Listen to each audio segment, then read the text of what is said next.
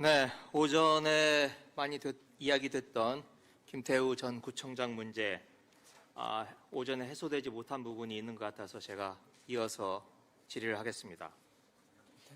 우선 김명수 원장의 보복 판결이다. 아까 국민의힘 의원님들 쪽에서 현수막에 검인 스티커가 없는 상태다, 주체가 불분명하다라고 말씀을 하셨는데, 이게 이틀 전에 나온 김태우 캠프의 공식 논평입니다. 여기에 보복 판결을 심판하는 선거다, 이렇게 김태우 본인의 공식적인 캠프 논평이다 라고 하는 것을 분명히 말씀을 드리고 싶고, 이것뿐만 아니라 10월 7일자에 신주호 당 부대변인 명의로도 같은 취지로도 공식 논평이 나갔습니다. 그래서 사실관계를 우선 따져보고 싶은데, 이 판결이 1심, 2심, 3심 우리 처장님 말씀하셨듯이 일관되게 나갔죠. 네. 네.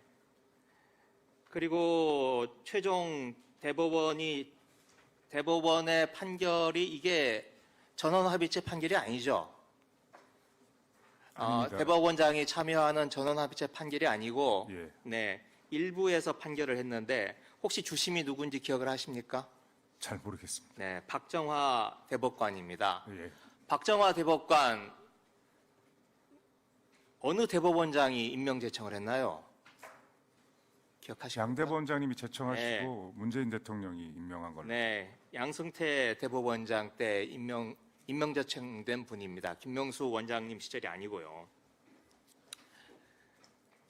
그리고 지금 이 보복 판결이 있으려면 보복 기소가 있어야 되지 않겠습니까? 그런데 이 김태우 수사관 당시 김태우의 행적에 대해서 문제를 삼고 분개하고 그리고 징계를 해야 된다라고 가장 먼저 제기를 했던 사람, 이분이 박형철 당시 반부패 비서관이었습니다. 이분 윤석열 대통령의 당시 윤석열 중앙지검장의 오른팔 왼팔 하시는 분이었습니다. 이분이 이 보복 기소를 할 이유가 있었겠습니까? 또 사건이 좀 복잡하긴 하지만 김태우의 주장을 배척하는 검찰의 기소가 있었습니다.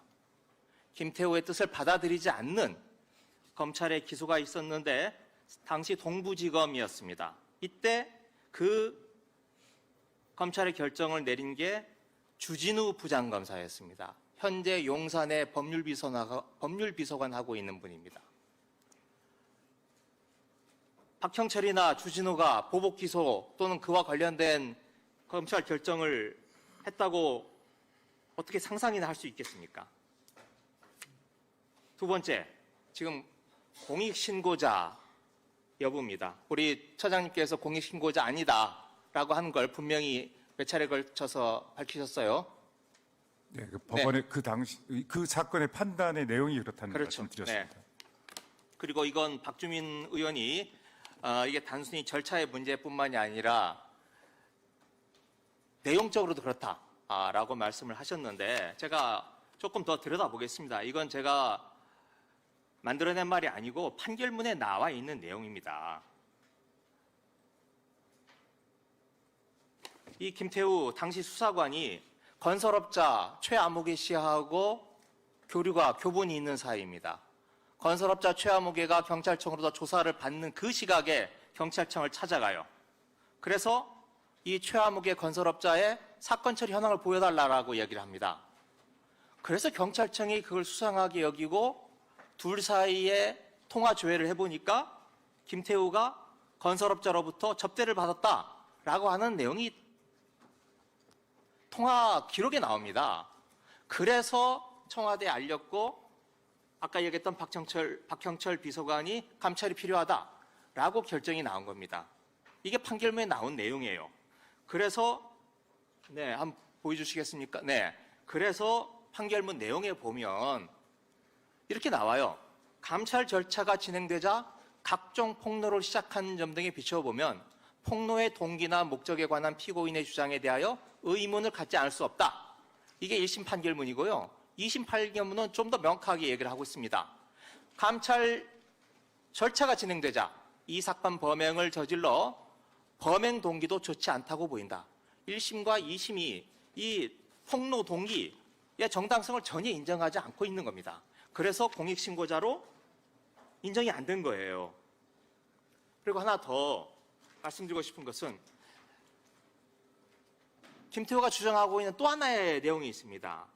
그게 뭐냐면 조국이 유죄면 김태우는 무죄다.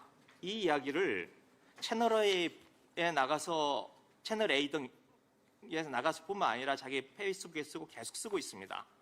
그런데 우리 처장님 보셨겠지만 김태우가 유죄를 받은 게 내 건 아닙니까?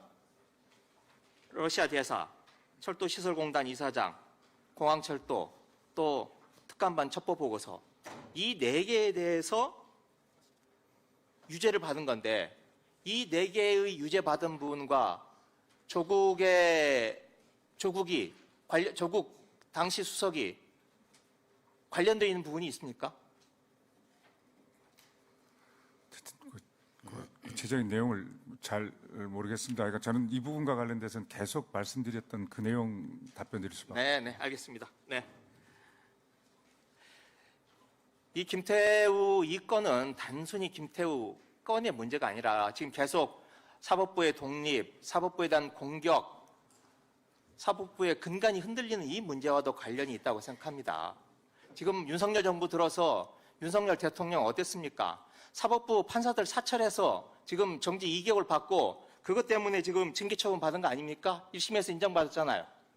거기서부터 지금 계속 비슷한 일이 파장이 되고 심지어 김태우 전 부총장까지도 사법부를 능멸하는 지경에 이르렀다. 사법부 이 시점에서 분명하게 자기 목소리를 내야 된다.